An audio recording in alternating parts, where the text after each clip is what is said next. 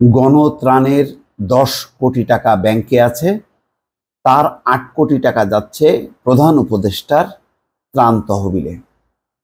দর্শক, এটি কি পরিমাণ একটি অভাবনীয় কাজ কল্পনা করতে পারেন? বাংলাদেশের ইতিহাসে কখনো ঘটেছে? ছাত্ররা তারা টাকা দিচ্ছে উল্টা প্রধান উপদেষ্টার ত্রাণ তহবিল, যেটা আগে প্রধানমন্ত্রীর ত্রাণ তহবিল ছিল। এটা হয়েছে নাকি ছাত্ররা সবসময় পেয়ে এসছে? কখনো শুনি না কোনো ছাত্র সংগঠন বা ছাত্রদের পক্ষ থেকে উল্টা ত্রাণ তহবিলে টাকা দেয়, তাও 1 কোটি 2 কোটি না, 8 কোটি টাকা। বেশ কিছুদিন থেকে এই বৈষম্য বিরোধী ছাত্র আন্দোলনে এই ত্রাণের টাকা কি হলো, কোথায় গেল, কে পাইলো, কে নিল, এরকম নানান রকম খুচরা মানে সোশ্যাল মিডিয়াতে খবর দেখছিলাম।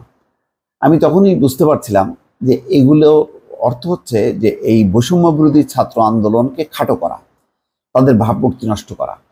তাদের ভাবমূর্তি নষ্ট করলে অন্যরা সুবিধা হয়, কেননা বাংলাদেশে এই মুহূর্তে একমাত্র তারাই আছে যাদের একটা সুনাম আছে।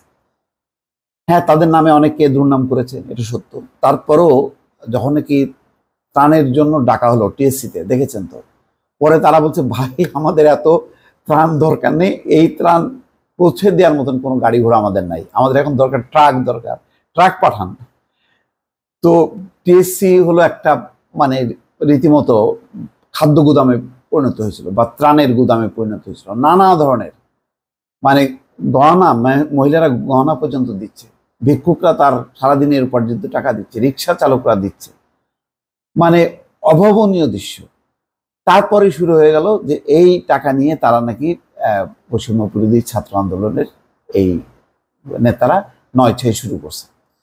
এত টাকা কেন, কিভাবে এই অ্যাকাউন্টের টাকা কেন বলা হলো, নানা রকম প্রশ্ন। আজকে দেখেন সেই ত্রাণের টাকা নিয়ে তারা সম্মিলিতভাবে একটা সংবাদ সম্মেলন করেছে এবং এই টাকা কত আসলো, কিভাবে আসলো, সমস্ত অডিট ফার্ম দিয়ে তারা ক্যালকুলেট করেছে। ক্যালকুলেট করে তাদের টোটাল যে টাকা দেওয়াচ্ছে, এখানে দেখা যাচ্ছে গণত্রাণের 9,91,51,213 টাকা দুটি ব্যাংক হিসেবে সংরক্ষিত আছে। এর মধ্যে 8 কোটি টাকা ত্রাণ মন্ত্রণালয়ের মাধ্যমে প্রধান উপদেষ্টার ত্রাণ তহবিলে জমা দেওয়া হবে। বাকি 1,91,00,000 টাকা দেশের উত্তরাঞ্চলে বন্যা কবলিত জেলাগুলোয় মানুষের জন্য খরচ করা হবে। দেখেন, এখনো পর্যন্ত উত্তরাঞ্চলে যে ওই যে তিস্তার পানি বেড়ে যাওয়ায় যেখানে অনেকগুলো জেলা যে বন্যা কবলিত, সেখানে তারা ত্রাণ তৎপরতা চালাবে। বাংলাদেশে কোন ছাত্র সংগঠন আছে বলেন? কারা আছে যারা ত্রাণ তৎপরতা চালাচ্ছে? কেউ নেই। আমি চ্যালেঞ্জ দিয়ে বলতে পারি, একমাত্র বৈষম্য বিরোধী ছাত্র আন্দোলন। অথচ তাদের চরিত্র হননের জন্য কি প্রাণান্ত চেষ্টা! মনে হচ্ছে যেন কত দ্রুত এই যে সার্জিস আলম খারাপ, হাসনাত আবদুল্লাহ খারাপ, ওই নাহিদ ইসলাম খারাপ, হাসিব মাহমুদ খারাপ, এইগুলো যত দ্রুত আমরা ট্যাগ দিতে পারবো ততই যেন আমরা সফল হবে। এইরকম এক ধরনের আত্মবিনাশী প্রবণতা আমাদের মধ্যে। আমরা একবারও বুঝতে পারছি না যে কত জটিল একটা কাজ এই যে ত্রাণের যে নানা রকম। দেখেন, আমি বর্ণনা পুরোটা পড়লাম, যে বলছে যে মোট 11,69,84,420 টাকা তহবিল সংগ্রহ হয়েছিল। 11 কোটি, মানে 11.5 কোটি টাকার উপরে। এর মধ্যে 9,85,15,425 টাকা নগদ এবং বাকি টাকা mobile banking, price bond, dollar ও অন্যান্য মাধ্যমে আসে। এর মধ্যে মোট খরচ হয়েছে 1,78,33,000 টাকা। বর্তমানে ব্যাংক দুটির অ্যাকাউন্টে 9,91,51,213 টাকা আছে। ফজলুল কবির বলছেন এই সংবাদ সম্মেলনে, তারা জরুরি ভিত্তিতে ব্যক্তিগত ব্যাংক অ্যাকাউন্টে টাকা নিয়েছিলেন, তবে আমরা বলেছি আমরা ব্যক্তিগত অ্যাকাউন্টে টাকা থাকা উচিত নয়, এতে আইনগতভাবে এর মালিকানা বৈষম্য বিরোধী ছাত্র আন্দোলনের হাতে থাকে না। তারা আমাদের কথা শুনেছেন। সংবাদ সম্মেলনে বলছেন লুৎফর রহমান যে আমরা এই টাকা দুভাবে খরচ করার সিদ্ধান্ত নিয়েছি। 8 কোটি টাকা ত্রাণ মন্ত্রণালয়ের মাধ্যমে প্রধান উপদেষ্টা ত্রাণ তহবিলে দেওয়া হবে। ইতিমধ্যে উত্তরবঙ্গে বন্যা কবলিত জেলাগুলোতে আমাদের ত্রাণ কার্যক্রম শুরু হয়েছে। দেখেন, অলরেডি তারা শুরু করে দিছে। সোমবার রাতে আমাদের 5টা টিম সেখানে গেছে। সেখানে জেলা প্রশাসন ছাত্র প্রতিনিধিদের মাধ্যমে আমাদের ত্রাণ কার্যক্রম পরিচালনা করবে। আগামীকাল থেকেই সেটা শুরু হবে। আচ্ছা, ত্রাণ কার্যক্রম স্থগিত করে 4 সেপ্টেম্বর একটি আর্থিক হিসাব দিয়েছিল বৈষম্য বিরোধী ছাত্র আন্দোলন, সেখানে 11 কোটি।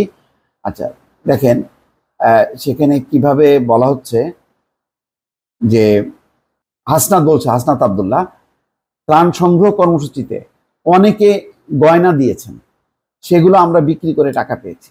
টিএসসিতে ত্রাণ কার্যক্রমের পর থেকে যাওয়া কার্টুন, যেগুলি কার্টুন এবং অন্যান্য সামগ্রী বিক্রি করে সেই টাকা যোগ হয়েছে। এছাড়া এক বস্তা কয়েন ছিল, যেখানে 2 লাখ টাকার বেশি হয়েছে। এগুলো আগে গণনা করা যায়নি, এসব কারণে অবশিষ্ট টাকার পরিমাণ বেড়ে গেছে। একজন ব্যক্তি বৈষম্য বিরোধী ছাত্র আন্দোলনের নামে 30 লাখ টাকার একটা চেক দিয়েছিলেন, কিন্তু অ্যাকাউন্ট না থাকায় তখন আমরা সেটা তুলতে পারিনি। এক ব্যক্তি 30 লাখ টাকা দিয়ে দিছে, চিন্তা করেন। আমরা চাইলে শুরুতেই একটা অডিট রিপোর্ট করে দিতে পারতাম, কিন্তু তাতে স্বচ্ছতা নিরূপণ করা যেত না। আমরা কার্যক্রম শেষ হওয়ার 1 সপ্তাহের মধ্যেই অডিট ফার্মের সঙ্গে যোগাযোগ করেছি, তারা সময় নিয়ে কাজটি করে আজ প্রতিবেদন দিয়েছে।